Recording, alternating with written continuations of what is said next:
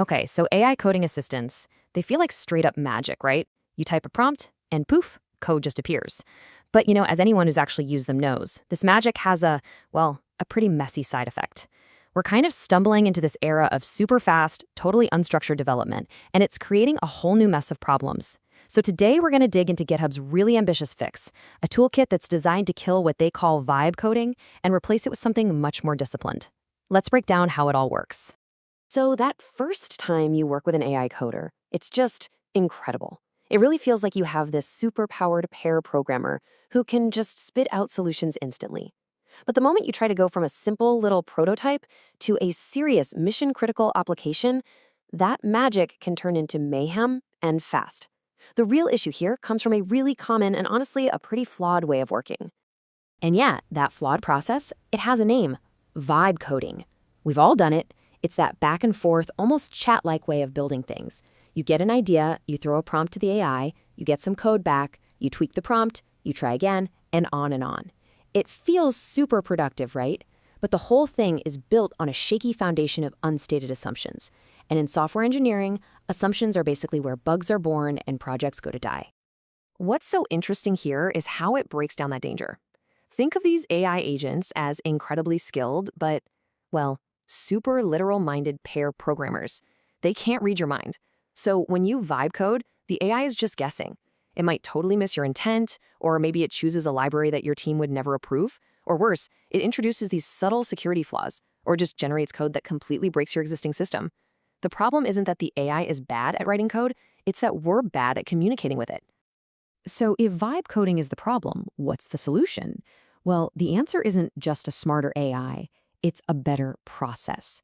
And that requires a really fundamental shift in how we think about building software, a whole new philosophy that puts clarity and precision way ahead of just cranking out code quickly.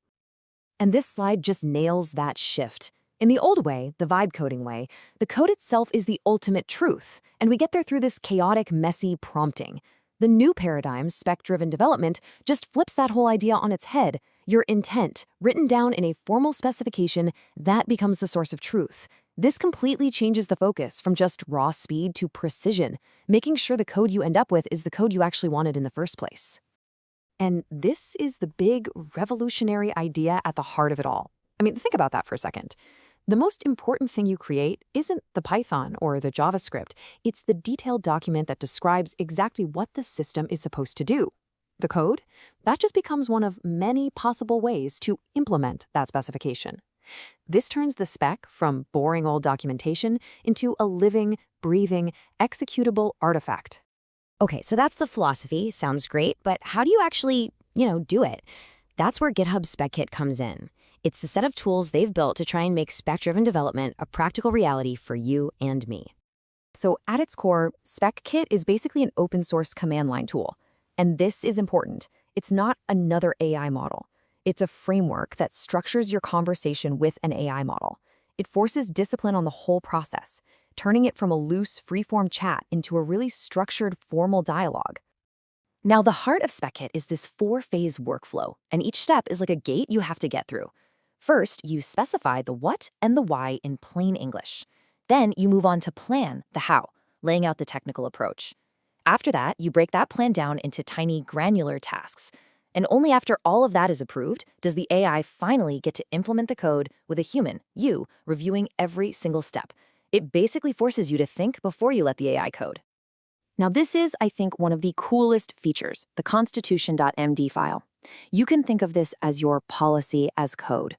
Before the AI writes a single line of a plan, it has to read and obey this constitution. You can force it to use specific technologies. You can enforce test-driven development. You can even embed security policies. It's how you take all that tribal knowledge in your organization and turn it into explicit rules the AI has to follow, no exceptions. Okay, this all sounds great in theory, but the million-dollar question is, does it actually work in the real world?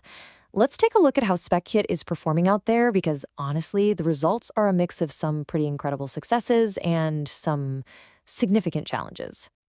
So, on a greenfield project, building something totally new from scratch, Spec-Kit really shined.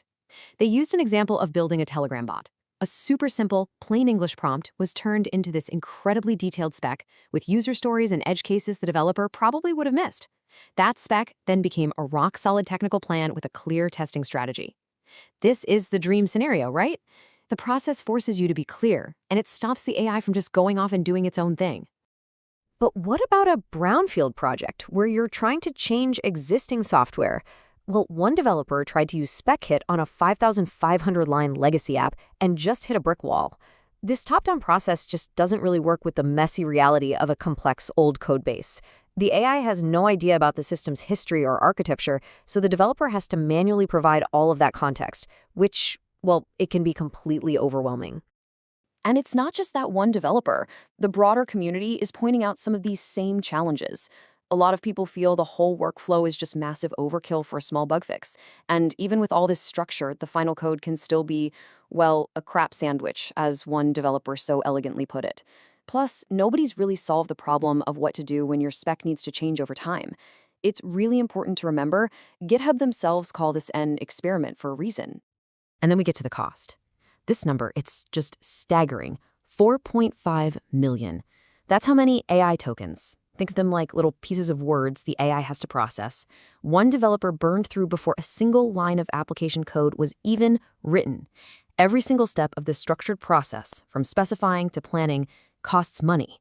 So while it does enforce discipline, that discipline comes with a really hefty price tag, and that creates a major financial barrier for a lot of people.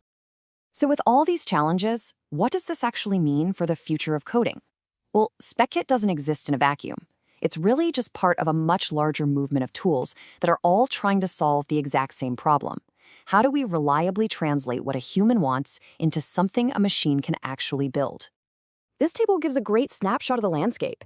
You've got GitHub's Spec-Kit, which is this open-source command line tool that can work with lots of different AIs.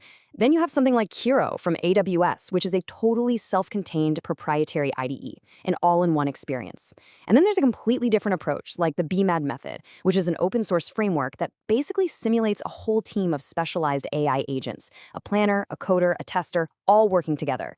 Each one of these is placing a totally different bet on how we're all going to be building software in the future. But when you zoom out, all of these tools are really pointing to the same conclusion. As AI gets better and better at actually writing the code, the most valuable human skill isn't going to be typing out the syntax anymore. The whole goal here is to elevate the developer's role from being a mechanic, someone who's just focused on the nuts and bolts, to being an architect, someone focused on system design, on intent, and on making sure the final product is right. And that really brings us to the fundamental question for every single developer out there today. In a world where machines can generate code on demand, is your most valuable skill still writing that code, or is it defining the intent behind it? GitHub is betting heavily on intent, and, well, that's a bet that every single one of us is going to have to make for ourselves.